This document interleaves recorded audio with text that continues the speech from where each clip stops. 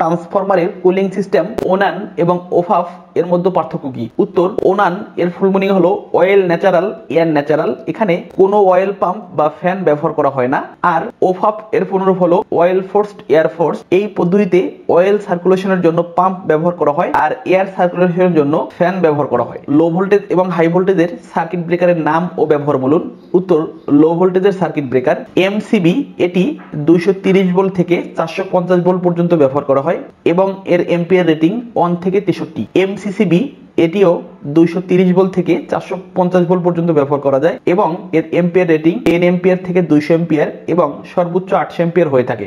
এসিভি, voltage rating 230 ও 450 volt, এর current capacity 400 ampere থেকে 1600 ampere.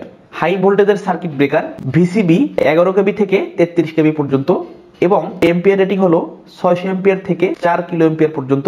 SF6 sulphur hexafluoride circuit breaker, এর voltage rating 11 কেবি থেকে 800 কেবি পর্যন্ত, ampere rating up to 8 kilo ampere.